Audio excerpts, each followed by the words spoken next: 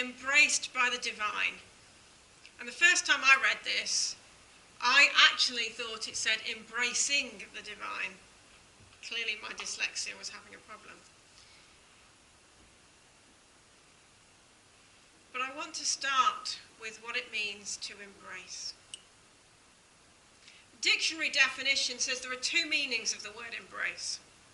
To accept and welcome, share an idea of value of a person. And the other one is to hug and hold close, with myriad of different ways to describe the ways that you might embrace a human being.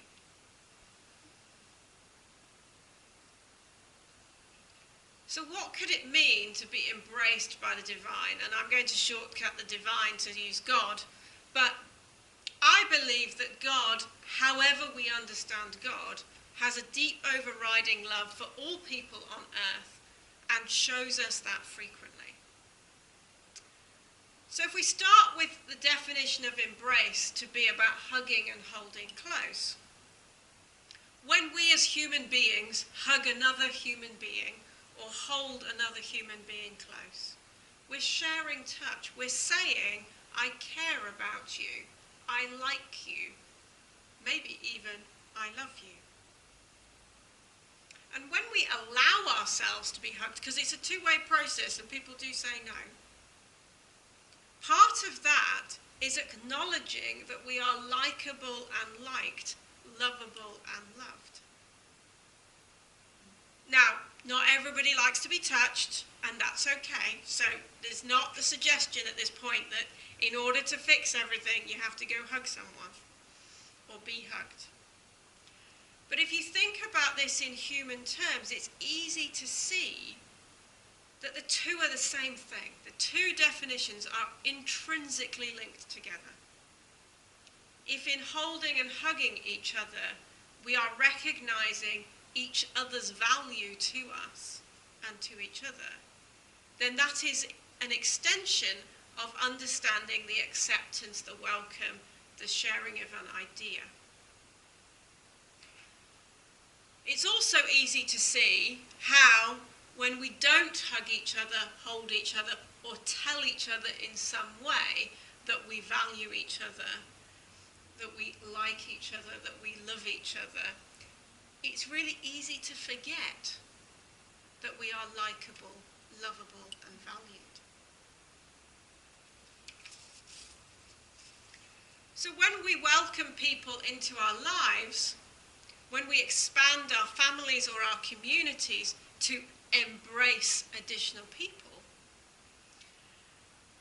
we have to welcome them the way they want to be welcomed. We have to accept that we're not going to agree with each other all of the time. Newsflash, Andrew and I don't agree with each other all the time, but, you know, that's not a great surprise.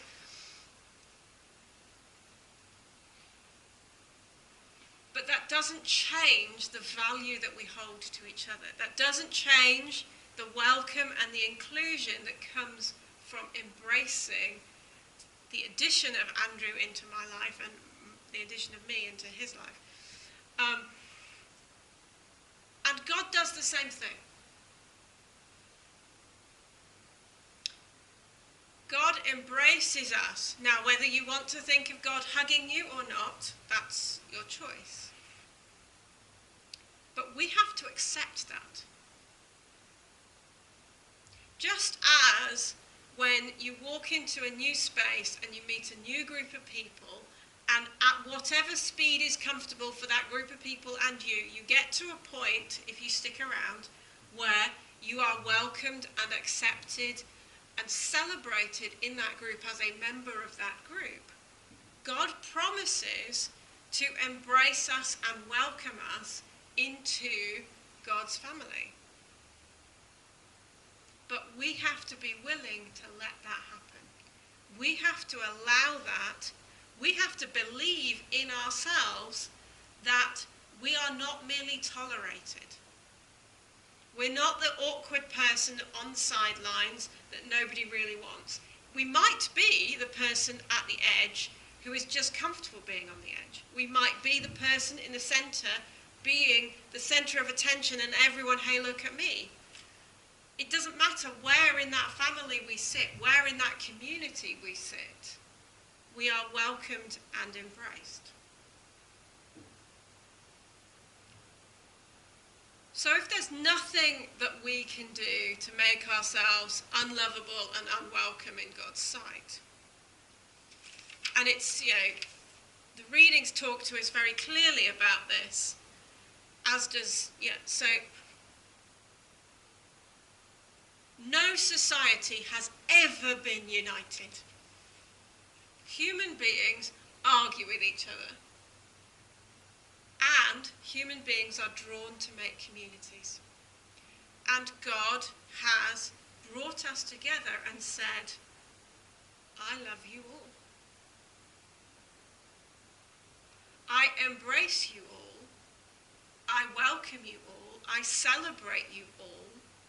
I have known you from before you were born until the day you die. And I'll know you beyond then. So we have to allow ourselves to accept that. But then comes the so what.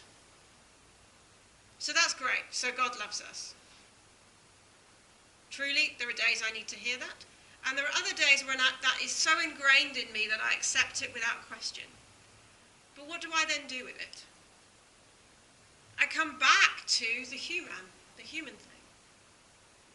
It's easy for me to hug and hold close the people that I love, and the people, more importantly, who love me.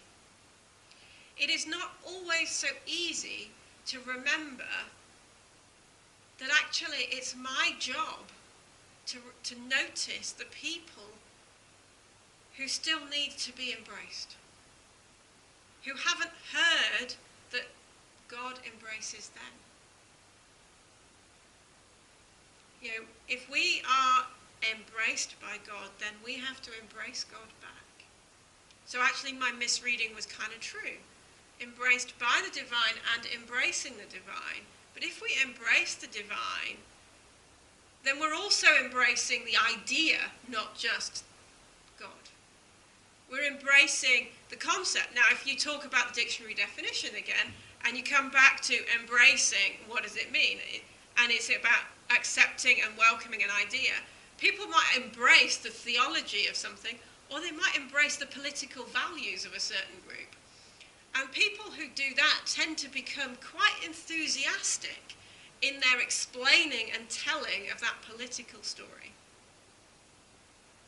If you welcome a new person into your family, whether it's a sister, brother, partner, or a sister-in-law type person, you tend to be quite enthusiastic about that person.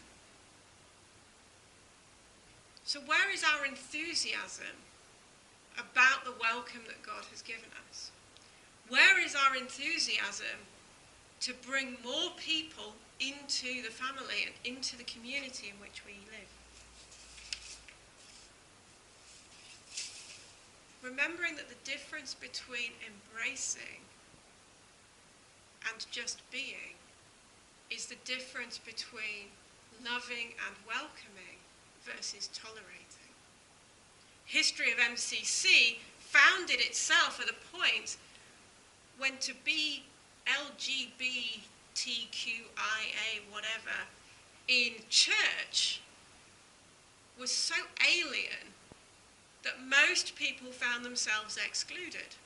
Or if they were lucky, in a place that tolerated, certainly not in a place that embraced them in their wholeness for who they were. And we have always preached a gospel that we are embraced for all of who we are by God. And that means recognizing that excludes no one. Archbishop Desmond Tutu, who arguably his primary issue at the time when he was writing these things was about race in South Africa. And yet, in his sermon, in his letter, he writes about black, yellow, white, rich, poor, educated, uneducated, male, female, young, old, gay, lesbian, so-called straight.